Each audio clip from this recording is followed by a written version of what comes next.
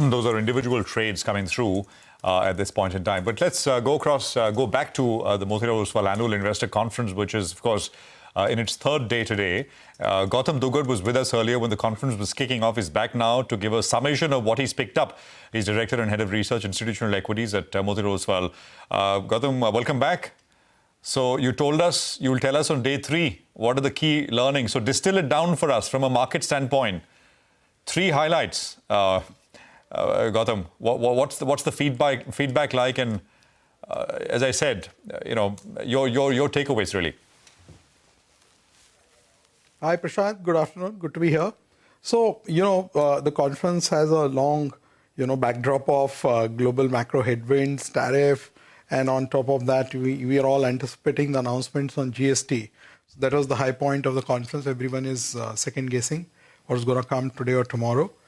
Second, we've had excellent sessions in the CEO track across manufacturing, industrials, consumption, and of course, we had a very prominent speaker on GST too, Mr. Raju Memani. So a lot of speakers highlighted opportunities on manufacturing over the next 3 to 5 years. Consumption, which has been a very weak point for last couple of years, especially the low-ticket consumption goods, that is seeing some interest coming back. Obviously, there is a short-term kicker in the form of GST. So let's see what actually transpires out there. And third, among the plethora of investors I have spoken with over the last 3 days, both domestics as well as FIIs, the eye is sharply on the corporate earnings. When will the corporate earnings revive? Because the macro, the global geopolitics, all of this will keep coming and going. But what truly drives the market, as we've seen in the last 5 years, is corporate earnings. When earnings were solid between 2020 to 2024, with a compounding of 20% plus, we saw market took off. And then in FY25, when earnings were flat, we saw market give 0 returns. So everything else falls by the wayside once earnings come back. And if earnings are not there and everything else is rosy, market still won't respond. So those are a few of the important highlights that I just thought I'll, enlist.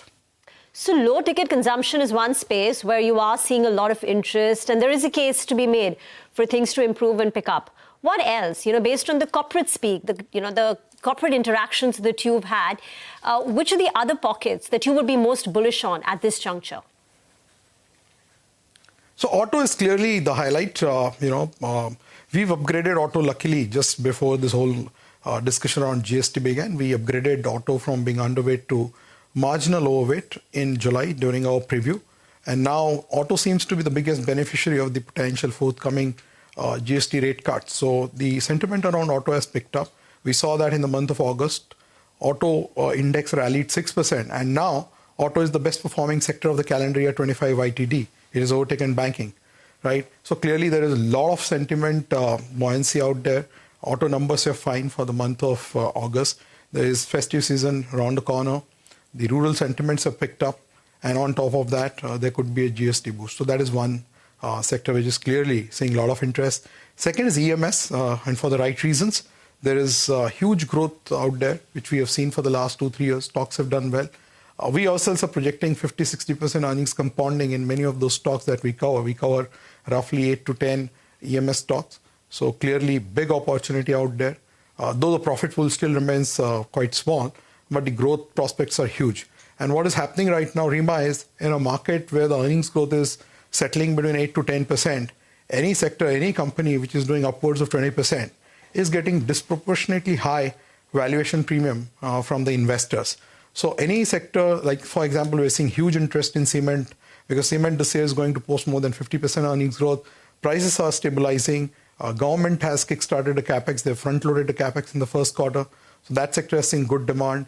Then we are seeing a decent demand in the sub-categories of discretionary consumption. Jewelry, hotel, we had a very prominent speaker in the CEO track on hospitality. The demand is still outpacing the supply out there by a margin of 2 to 3% on a compounded annual growth basis. So hospitality should remain a very, very interesting space still, despite performing exceedingly well over the last 4-5 years. And then lastly, I'm seeing some interest emerging in technology, not necessarily the traditional legacy tech players, which are growing at 4-5%. So that's not seeing too much of interest. But mid-cap IT is seeing very good interest. Then, of course, the likes of QSR, the likes of food delivery players. We had unlisted, food delivery company out there, which painted a very, very bullish picture for next 3 to 5 years, with the category itself growing at 20% plus CAGR.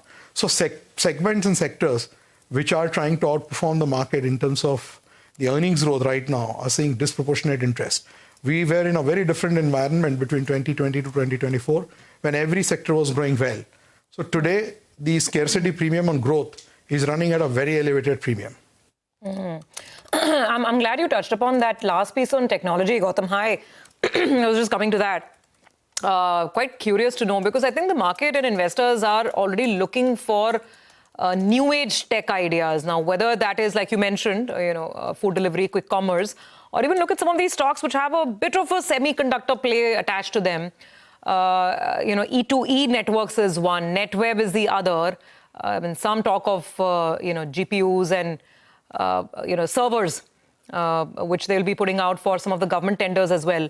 But you tell us, beyond some of the names that you mentioned, anything else that you're looking at in newer age technology? There are more listings happening as well. For instance, from the consumer tech space now, Urban Company is going to be listing very, very soon.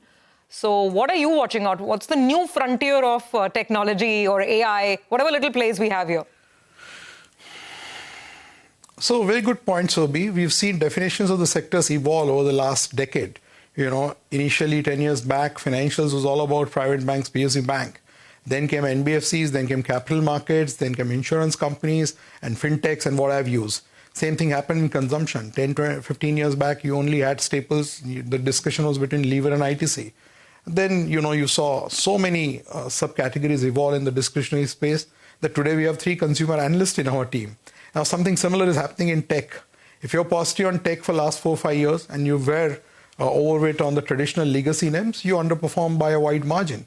Whereas the new age tech companies have delivered fantastic returns. We just initiated coverage a couple of months back on delivery. The whatever target price the analyst had for 12 months was achieved today in less than 2 months. So clearly, fund managers, asset allocators have to be on the edge because the definitions are changing rapidly. And if you are evaluating the sector with the past lens, the possibility of you missing out on the new age or, the emerging trend is quite high. So as far as tech is concerned, as I said, if you're looking at tech, then it's very important to identify companies which are at least growing upwards of 15%, because the days when 5-10% growth was attracting huge premium seems to be behind us. In fact, one of the data points I was looking at, in December 21, the IT sector had a close to 20% weight in Nifty 50. Today, it is somewhere about 10.2 or 10.3%. So in a matter of 4 years, a big sector like IT has seen its weight in the benchmark index half, right? And it's obviously a consequence of a very, prolonged period of suboptimal growth. So you're going to see similar trends evolve in various categories, be it industrials, be it consumption, be it financials, be it technology, or be it even healthcare. Even in healthcare, we are seeing that the modern health tech or the new age, healthcare companies taking market share away from the traditional guys. So the job of an asset allocator has become even harder in the last few years. And as you rightly mentioned, more and more companies are going to list in the next few months or quarters. And who knows, in 3 years or 5 years, the composition or the complexion of the benchmark indices will itself change meaningfully. Hi, Gautam. Good to see you. And, you spotted that delivery and the other one, I think, is car trade. Both of them went ahead and they bought their smaller peers. And suddenly that market itself for them became much wider because the nearest possible competitor was taken over by them itself. That said, we're going to be turning the spotlight on the metal space. And that's moves more according to momentum rather than according to, what's happening on the fundamentals. How are you placed out there? What's the view? Because the coming months should be very good. For ferrous as well, things will look up because the government is playing its part. How are you all positioned out there? Nigel, that question is for me? Yes, on metals. Yeah, okay. So look, on metals, oil and gas, commodities, usually we've always kept a very underweight kind of a stance because it's very difficult to time those sectors. As of now, we are very selective there on metals. We like Tata Steel, we like Hindalco. And we also heard very positive commentary from JSPL, or, I know the name has changed. But look, I mean, it's very difficult to second guess the commodity prices given the churn that is happening globally on both growth, geopolitics, and demand capacity, the demand supply mix, which is ever evolving. So for now, from our portfolio point of view, we know that the sector has done reasonably well in the recent period, and even the earnings were slightly better than expectations. But for want of predictability, because it's very difficult to predict those commodity prices, and the fortunes of the sectors change very rapidly, we generally tend to be conservative out here and keep our positioning slightly neutral to underweight more often than not.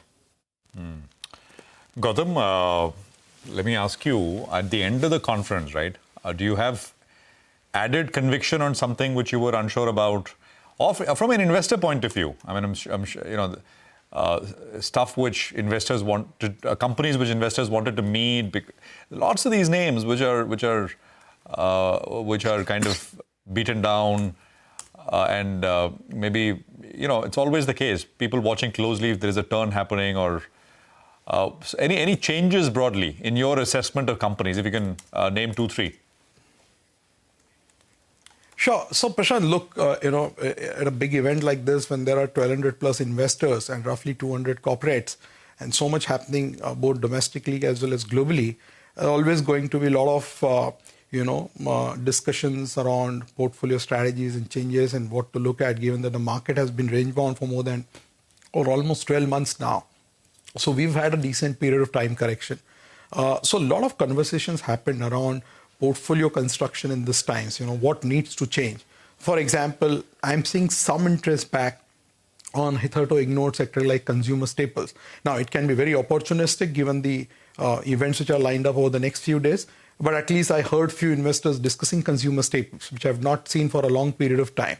Similarly, people who have a slightly contra mindset, they're getting, excited about large cap IT because no one seems to be talking about it. And for right reasons, because the growth has been very, very subpar. But those with contra mindset have seen 3-4 years of underperformance of large cap tech, very attractive risk reward in their view.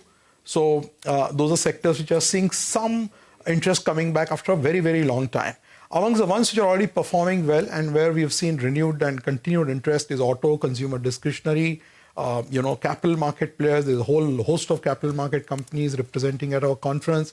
Electronic manufacturing services, EMS, defense, right? We had a very interesting session by former Army Chief yesterday in our CEO track. So clearly, there is a lot of interest in some of these spaces which have already been doing well. But at the margin, to address your query, consumer staples, large cap IT are some segments where after some time we have seen some interest emerged. Okay, that's some ideas where I think there will perhaps be some tactical or otherwise, but pockets to think about really in that sense. Gautam, thank you very much for joining us and telling us what's been happening at that conference. Very, very busy, with 1,200 plus investors, lots of CEO tracks, lots of meetings, etc. So that's Gautam giving us the intel from there. We'll take a quick commercial break here. We're going to come back.